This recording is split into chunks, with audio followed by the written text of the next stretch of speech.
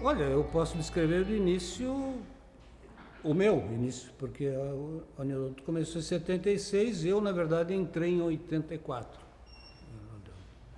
Eu tenho quase o mesmo período da cooperativa.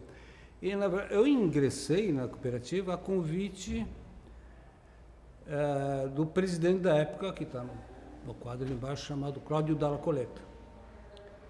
Eu já conhecia o Cláudio, apesar dele ser mais velho que eu conheci ele porque nós fazia parte daquele grupo de gringo que veio do interior, aí se encontrava, né, do Colégio Rosário, cara.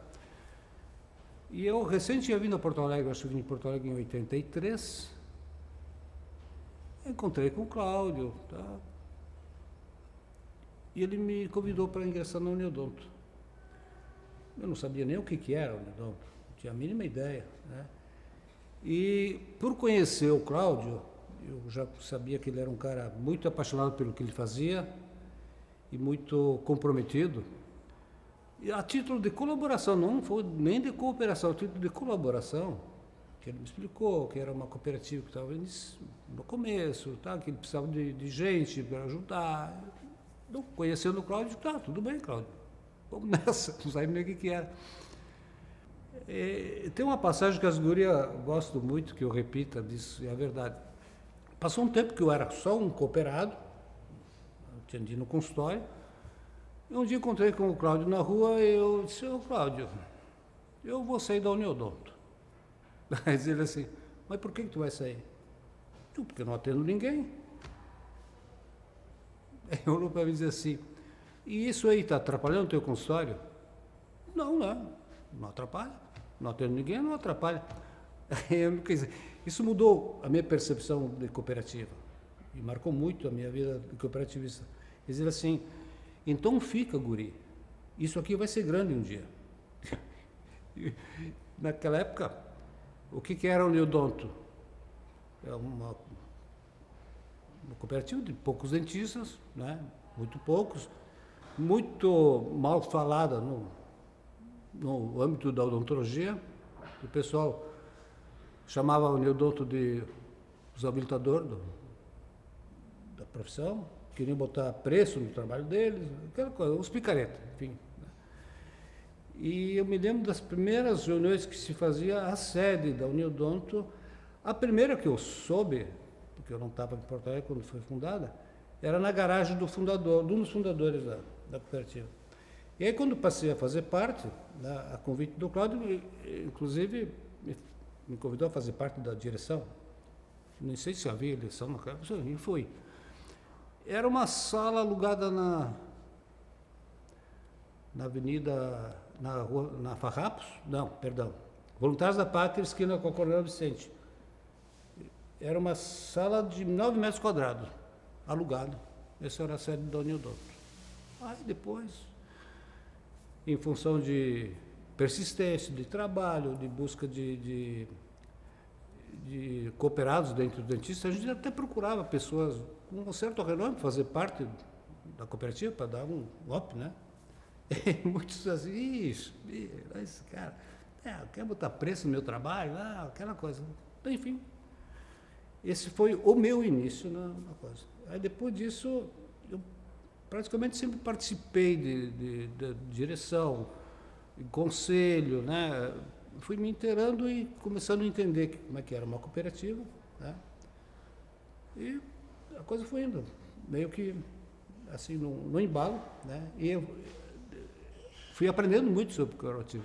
Eu sabia de alguma coisa de cooperativa, porque no interior tinha cooperativas e tal, mas os que tinham também não eram muito bem falados, acabavam sempre com um dono, né? E mas assim, a minha trajetória aqui dentro foi, eu digo assim, boa, aprendi muito aqui e sempre disposto a colaborar. Tanto que fiz parte de várias administrações aqui dentro, né? Quando a Uniodonto abriu o plantão, que não era aqui, era uma sala alugada na Gate, eu fui um dos primeiros a fazer plantão, né? Não se ganhava nada. Às vezes se tinha até prejuízo, porque se tu não atendesse ninguém, não ganhava. E ainda tinha que arcar com o estacionamento, com o lanche, aquela coisa toda. Mas tudo em prol assim, de saber e acreditar que isso sempre ia crescer. Eu, na verdade, não é que eu enxerguei, eu acreditava muito no Cláudio, por conhecê-lo já. Eu sabia que ele era um cara apaixonado por tudo que fazia, né? E eu acho, inclusive, que o Cláudio foi ele foi um visionário e um cara que deu um novo rumo assim, administrativo para a cooperativa. Porque até então, os dirigentes, né, não ganhavam nada, não tinha remuneração nenhuma. Né? Era mais na base da cooperação mesmo. E, tanto que a gente discutia com alguns cooperados de uma forma de remunerar os dirigentes, não precisa, os funcionários dão conta, a gente só vai lá assina um cheque, lá, aquela coisa. E eu nunca me esqueço de uma assembleia que teve, quando foi decidido que se passasse a remunerar os dirigentes, coisa simbólica, tipo assim, o valor de uma restauração, né, coisa assim. Mas foi uma brigalhada daquela assembleia que não queria. E casualmente na época eu era o secretário e eu fazia ata durante a assembleia. Discutia o assunto e eu já era. E teve uma discussão, um chamou o outro, ofendeu, de ladrão, aquela coisa. E aí um cara pediu assim, olha, eu gostaria que não constasse em ata essas coisas. Eu digo, eu sinto muito, meu, já tá escrito. E ficou. Mas assim, foi um período muito bom, né? E eu também só cresci como cooperado. Olha, com muita conversa, com muita persuasão, né? Para desmistificar aquele negócio que a gente era uma turma de picaretas, a gente queria botar preço no trabalho dos outros. É que assim,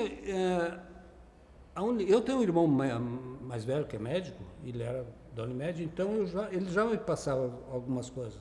Então eu já via que o caminho era, assim, em termos de tu ter uma socialização da medicina ou da odontologia, porque era uma necessidade muito grande. Antigamente havia os institutos de aposentadoria de APTEC, API, aquela coisa. E esses institutos davam segurança aos seus afiliados, né? Aos seus associados, em termos de assistência médica ou mesmo odontológica. Quando, não me lembro que época foi isso, mas acabou esse tipo de coisa. E ficou um vácuo. Então só tinha assistência privada da parte da odontologia ou não tinha nada, né? E aí a nossa conversa foi assim, mais de boca a boca, de pessoas que tu conhecia, para convencê-los de aquilo. Era uma coisa boa, era uma sociedade que cuidava dos seus interesses. E nesta época aí começaram a surgir muitas clínicas populares, como tem até hoje. E esses sim eram serviços que, assim, preços muito populares que exploravam esse pessoal, né? E, na verdade, os dentistas que prestavam serviços para essas clínicas, eles eram também explorados, subpagos, né? Porque tinha gente que era dono de clínica, que era motorista de táxi. Não havia exigência de que fosse um profissional da área. O próprio Conselho Regional de Odontologia nos olhava com uma forma muito estranha. Eu, inclusive, teve uma época que eu era o vice-presidente do Cláudio e fui chamado no conselho, por causa no conselho de ética do Conselho Regional de Odontologia, porque nós estávamos fazendo uma propaganda, olha só, uma propaganda na rádio, nunca me esqueci, Rádio Bandeirantes, uma coisinha, né? E eu acho que na época o Código Ético proibia que tu fizesse propaganda, né? Hoje tu está liberado. E aí eu fui chamado lá quer dizer, o Anildonto foi chamado e eu fui lá me explicar, porque até o responsável pela ética lá, casualmente tinha sido meu colega de turma, e eu disse, puxa vida, o próprio conselho nos discrimina, pelo amor de Deus, né? O que a Anildonto está fazendo? Está buscando trabalho, ela que vai ao mercado, para botar no consultório dos colegas. Não estou fazendo nada demais, né? Até eu disse, falta uma semana para terminar a propaganda, deixa assim.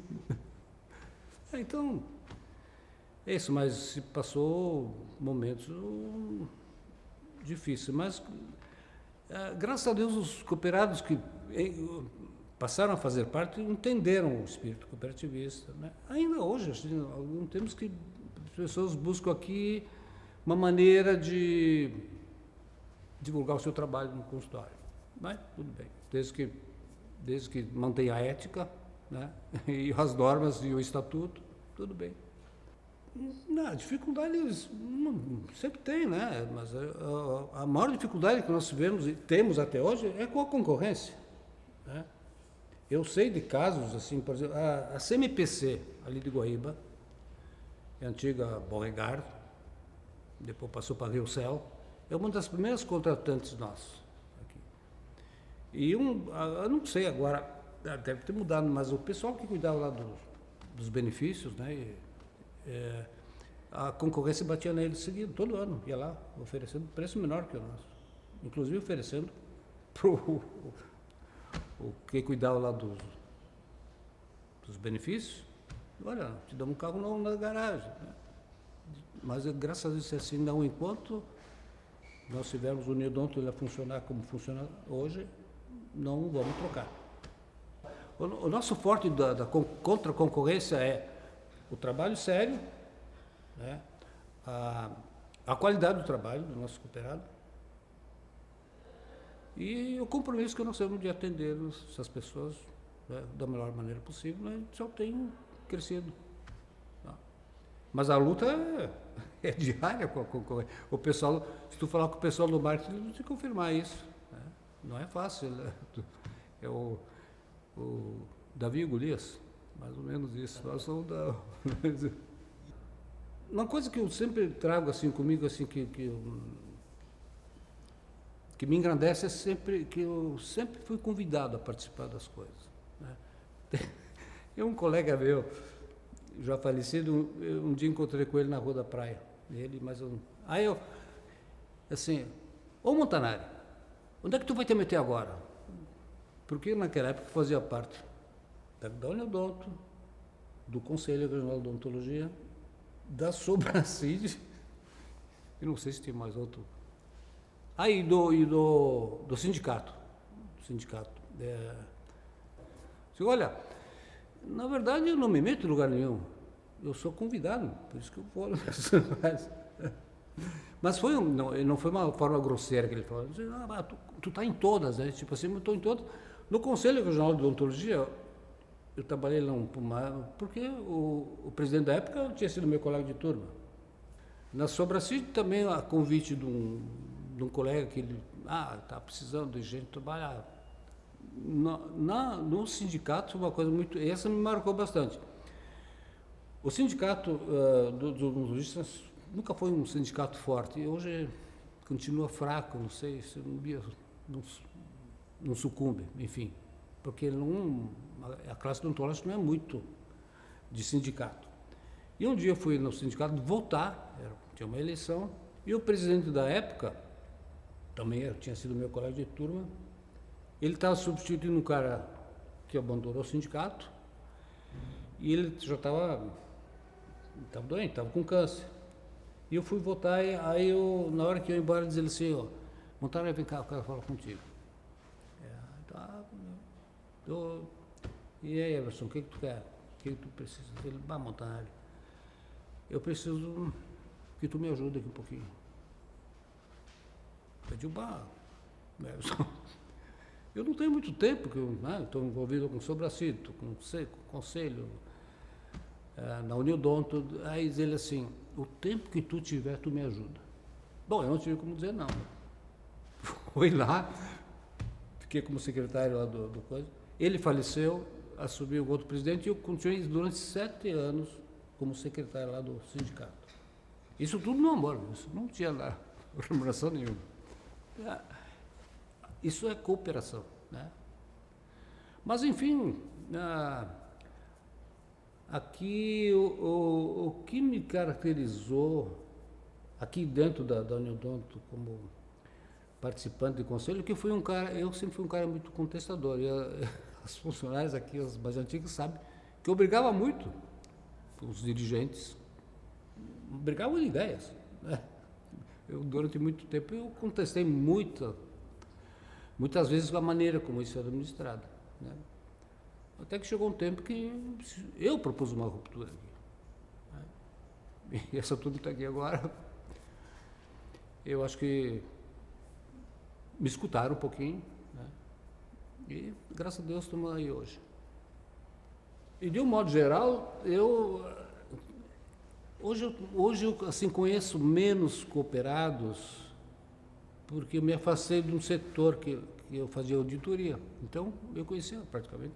Na época, o pessoal vinha entregar hoje é tudo digital. Então, a gente tem pouco contato, mas tinha uma época que eu conhecia quase todos, né? Sabia nome, sobrenome, onde eu atendia. Depois, deixar para os mais novos também fazer esse trabalho, né? Se começou essa mudança de mentalidade de ser uma operadora para passar por grande porte, eu não pensei que a gente fosse atingir logo, achei que ia mais adiante. Mas foi a mudança de administração, né? Nós tínhamos uma administração aqui muito amadora. A Vivian sabe disso, que ela trabalhou aqui, né? Nós tínhamos uma administração, digamos que havia um dono e uma gerente que mandavam. Não. E aí, eu me lembro que de vez em quando questionava algumas coisas e o dirigente dava assim, está tudo aqui. Mas como é que vai estar tudo aqui? Então, tem que escrever as coisas, os projetos, as coisas.